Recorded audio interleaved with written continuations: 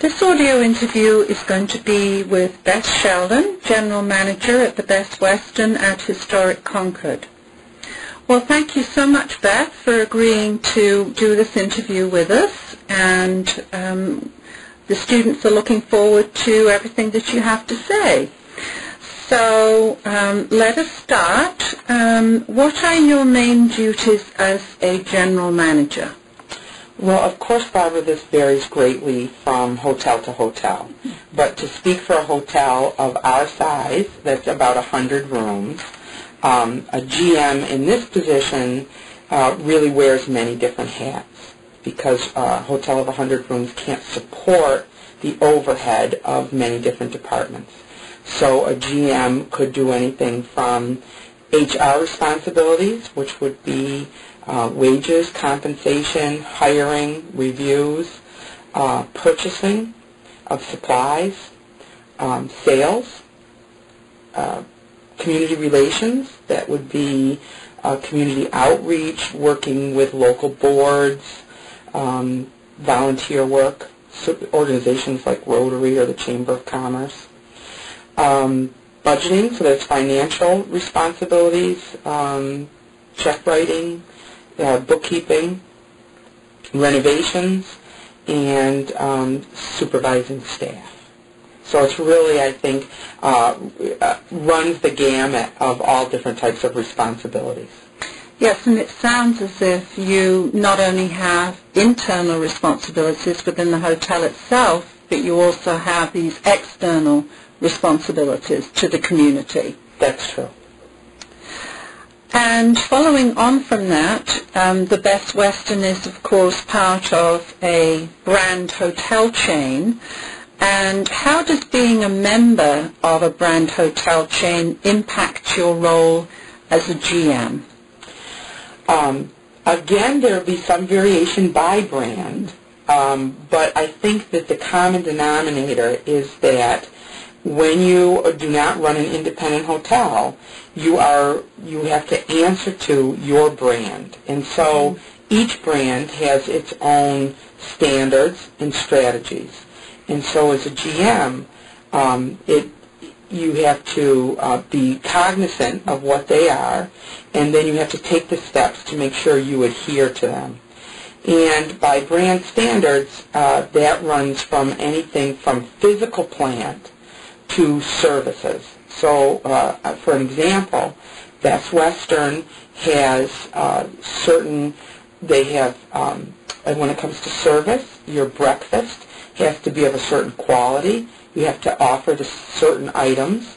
So you have choice, but you have to make sure that you meet the standards so that a guest traveling from one Best Western to another knows what to expect. Same thing with amenities, so that they don't go to a Best Western and find that they didn't bring a hair dryer at one and they need it when they get to the next one. So there are certain things which, to the quality of the carpet. What ounce carpeting do you have to have in a room, or what kind of TV do you have to have in a room? So as a GM, you have to familiarize yourself with those and make sure that you provide them. Now, I know that we have talked before, and sometimes there's an issue. It can be costly to keep up with the physical amenities that the brand demands. But what are the benefits to you of being part of a brand? That's a great question. I think it is costly, and some hotels eventually have to decide whether it merits staying with that brand. But it's very difficult to run an independent hotel because you don't have the name recognition and you don't have the reservation delivery that a brand can bring you. And that's really one of the greatest benefits, whatever brand you associate with, is that you want one that's going to bring you the name recognition so that... So you were telling us about guest service and how you instill this in your employees? I think that the important thing is to be proactive versus reactive. And by that I mean anticipating a guest's needs as opposed to responding to a guest's needs. So when for training purposes, an example of this would be, you might be pleased if you came into a hotel and you had a special need. You said, I'm traveling with an elderly parent. Is it possible to get a room near the lobby? And the front desk service agent responded by finding you a room near the lobby. That service, you're not unhappy with that. But I think more importantly is if the guest service agent recognizes that you have a need before you verbalize it.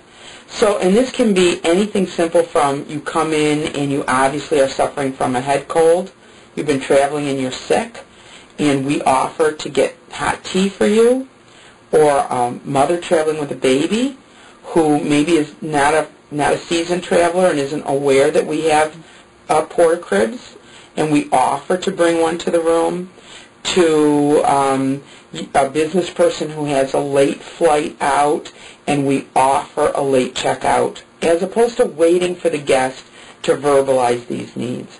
And I think that to me differentiates exceptional guest service from just all right guest service. Not that a guest would be displeased if you didn't do it, but it's really what I think sets you apart from your competition.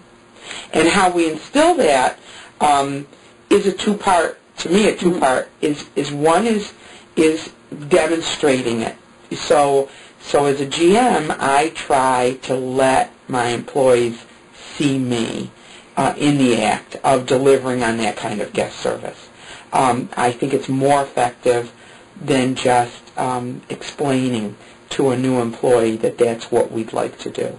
But we reinforce it when an employee does it well, and we never try and we never reprimand someone for going out of their way for a guest. We always reinforce it. So I think it works well. Now, when you talk about employees, are you just talking about the people at the front desk? No. Or all your employees? All of our employees, and that's a very important point, because I think you can fall into the trap of thinking that guest service is the responsibility of guest service agents, when of course it's the responsibility of everyone in the hotel. And this can be seen by perhaps a maintenance man is vacuuming and they see a guest check in with a heavy suitcase, and they go and help the guest with that suitcase, to a housekeeper who this is an actual incident, who reported to the front desk that a guest was ill so that we could follow up on it, to even someone in the laundry room who might see something that transpires in the hallway, and even though they may not know what to do about it, report it to a supervisor who could step in and help a guest who needed help. So it is the responsibility of everyone who works at the hotel. Mm-hmm. So let's move to another question now. And obviously hotels are businesses, and there have to be ways that you measure the financial performance, how your hotel is doing, how your business is going. Can you tell me some main ways that you measure this performance of your hotel operation? Sure. Personally, of course, I do budgets, and then I use my actual expenses versus what I budgeted, which is, our profit and loss statement. So I rely heavily on that. And each property is very different based on how their financial structure is set up. But I think a broad indicator in our business is occupancy rates, revenue rates, and RevPAR. And so you want to make sure that the hotel has a good occupancy at a good revenue. And that's where RevPAR comes in, is to see, are you at a comfortable place? Is your occupancy high enough? Is your revenue high enough? And are you making your numbers? So even without looking at the actual budgets, you can use those figures to see how you're doing on a day-to-day basis. Mm-hmm. And presumably it varies depending on which market you're in, where your local competition is at a similar price point to you, and you have to make sure you're up to date in those areas so you know. That's exactly right. Mm-hmm. And of course another thing, really, each hotel has different debt service. By that I mean mortgage, overhead, taxes. So a hotel that could be profitable in one area at a certain occupancy, a 100-room hotel, for example, in a tertiary market, a small town in Ohio, that same hotel with those same figures may not be profitable in a primary market, for example, Boston, because the expenses are so different from location to location. Mm-hmm. Okay. Thank you. So following on with another more general question, how important is a creative marketing and sales approach, especially during the difficult economic recession period that we're in at the moment? Well, very important. And I think that how to look at it is, in a recession, your competitive set that you are in competition with broadens. In a good market, you would call my hotel a mid-level, limited service hotel. That is to say, we don't have food and beverage other than breakfast. We don't have a dining room. We don't have a bell service. We don't have room service. That's what makes us mid-level. But in a tight market like this, where there's not enough demand to go around for the supply, all of a sudden some of what we would call upscale or luxury market hotels, Marriott, Westons, they are competing for the same business that we're competing for. And so it makes it even more important to try and capture that market share by, as you say, creative marketing or things that are a little unusual, because everyone is going after the same business. And so you really have to try and come up with things that you wouldn't necessarily do in a good economy to try and hold on to your market share. Can you give us an example? Yes, I can. As a matter of fact, Barbara, we have just sent out to all the local businesses a flyer which encourages people to stay with us at a greatly reduced rate during a snowstorm, any inclement weather, as opposed to driving home. This is something that in a better market, honestly, we wouldn't do. We're giving a room away at half of what we normally sell it for, and we having a little gift bag. So if today all of a sudden the weatherman didn't know it was going to be a storm and there's a bad storm, we have a little gift package that goes with the offer with amenities, shampoo, toothpaste, razor. So even if you were caught unawares, as opposed to taking one of those 3-hour drives home, you may say, you know what, I want to be safe, I want to be warm, I'm going to stay overnight. And this is what we call incremental business. We may not sell a lot of them based on the weather, but we may, and it's the kind of thing that we can use to fill vacant rooms in a down economy. Right. And I think it's a goodwill thing as well. Absolutely. If it's going to, the local community, they may not take you up on it, but next time they have somebody and they need to find a room for them, they may say, well, wasn't that a nice thing of the Best Western to do? Well, why don't we try there? So has payoffs. You're absolutely right, because as a matter of fact, I've already gotten several calls to thank me for it, because these business people did see it as an altruistic gesture, as opposed to really it was more of a marketing gesture, but they chose to see it in just that way. Right. So it is kind of a win-win for us. Right. Good. Next question. What procedures are used to ensure that housekeeping prepare the rooms to the guests' expectations? Well, this all starts with training, Barbara.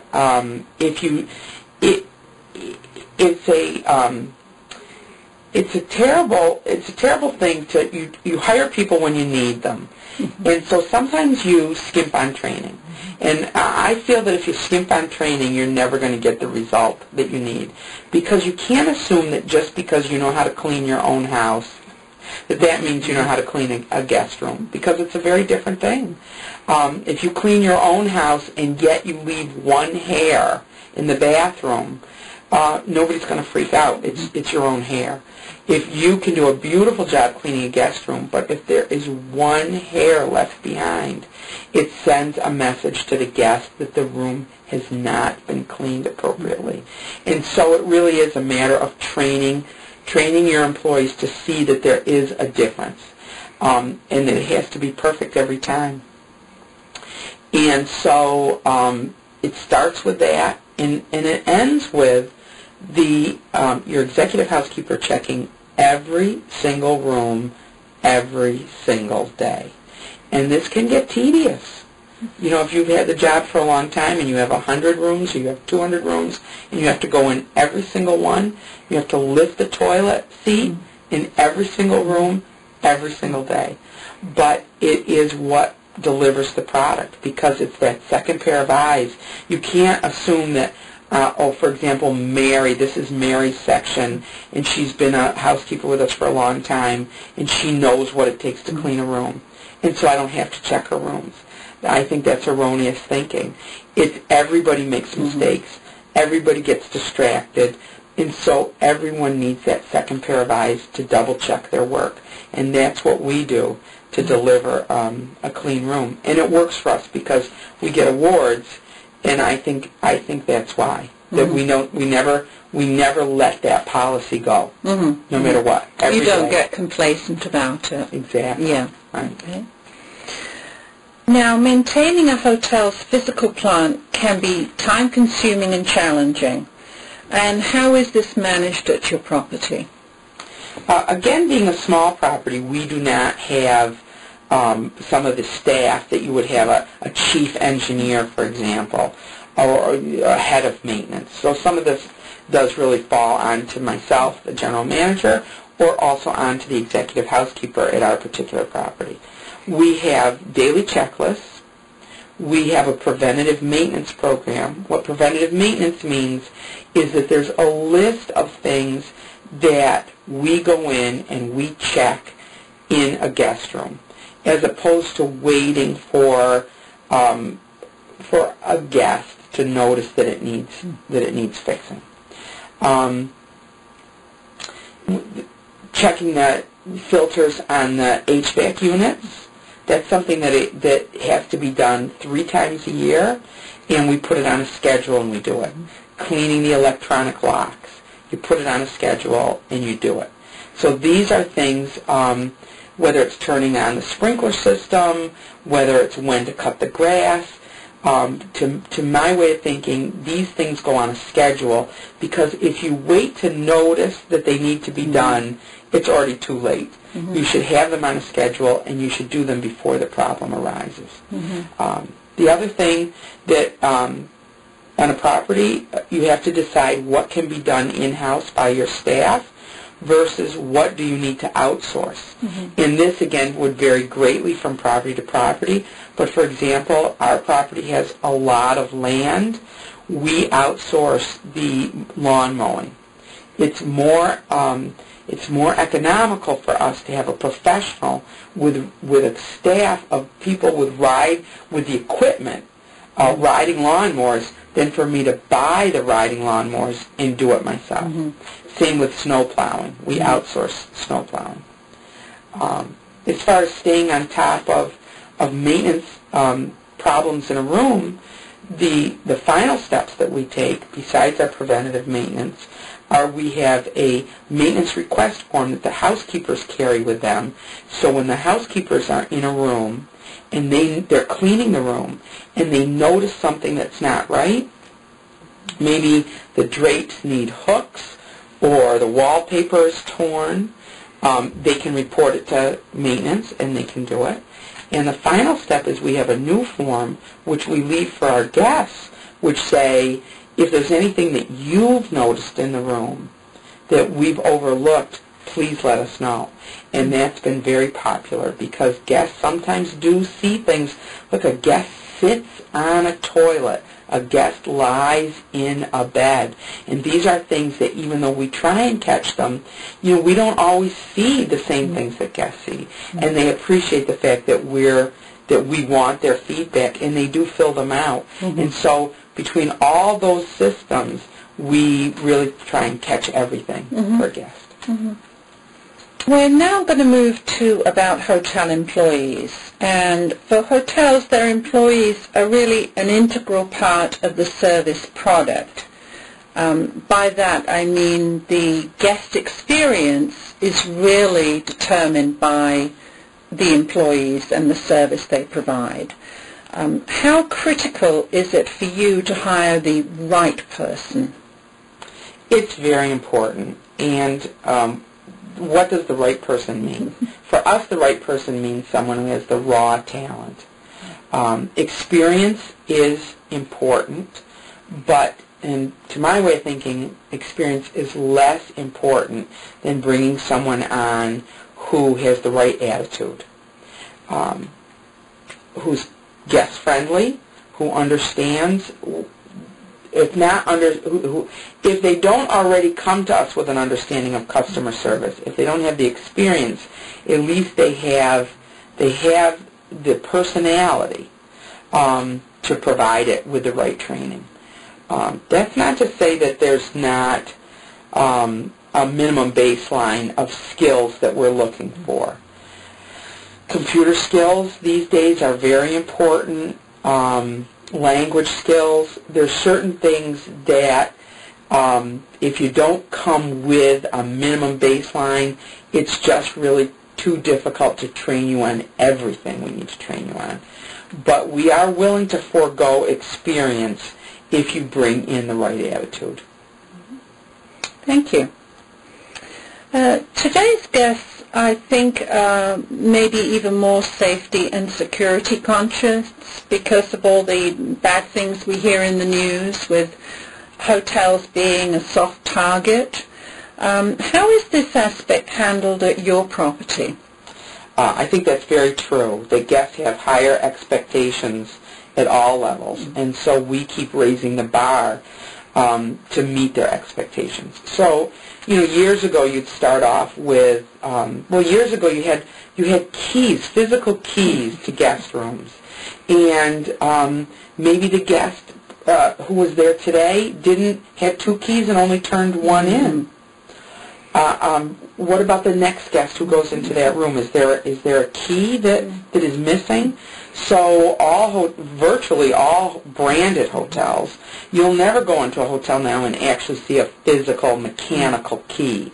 Everything is a magnetic key card because the security level is so much higher. Anytime a guest key is lost or a guest changes, the new guest has a brand new key, and the old key is voided. So some of it is actually taken care of by upgrading the technology. Some of it's not technology. You still rely on your staff to protect your guests. That means, how do you protect your guests? You make sure that you don't announce their room number to callers. That you don't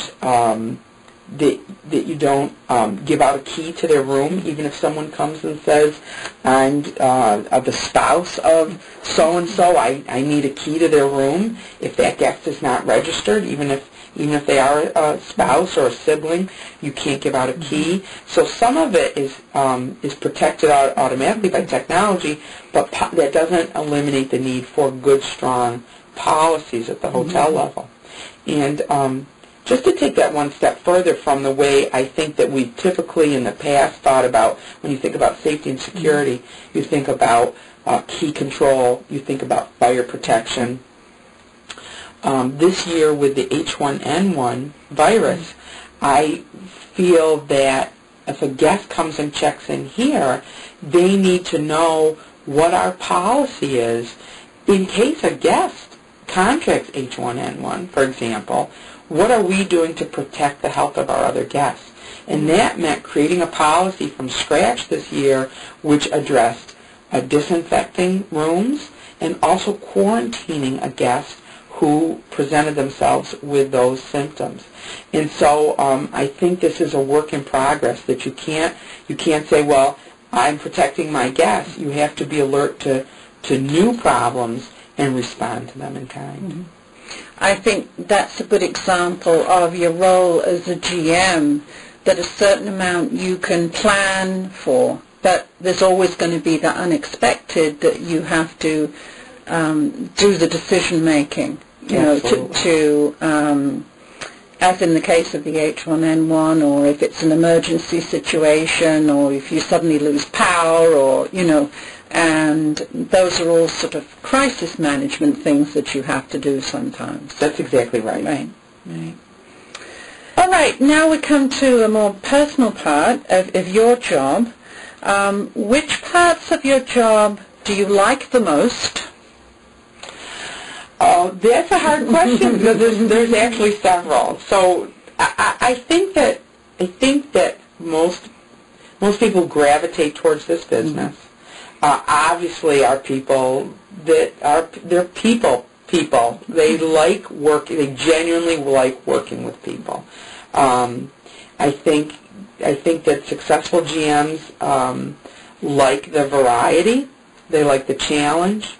And as a group, they get a high level of satisfaction from their daily work, that you go home at the end of a day, which can be a challenging day, but you go home feeling that you've made people happy,